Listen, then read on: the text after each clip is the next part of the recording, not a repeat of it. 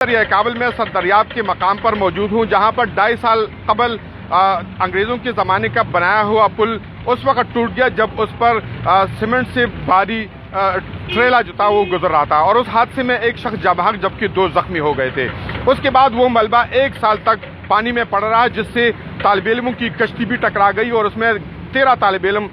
ڈوب گئے، جس میں 2 طالب علم جاں بحق جبکہ 11 کو زندہ نکال لیا گیا تھا۔ چونکہ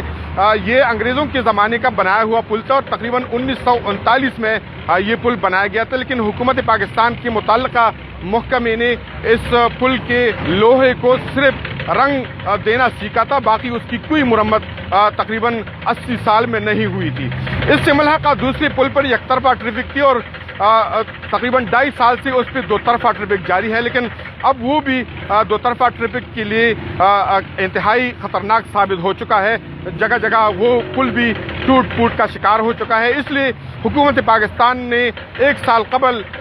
نئے پل کی تعمیر کی منظوری دی تھی، لیکن اس پہ 6 ماہ کے بعد کام شروع ہو گیا۔ اب چونکہ 6 ماہ کے کام کے باوجود متعلقہ جو انتظامیہ ہے ان کے کہنے کے مطابق اس پل پہ مزید 1 سال لگے گا، جس کے بعد یہ ٹریفک کے آمد و رفت کے لیے قابل ہوگا۔ جی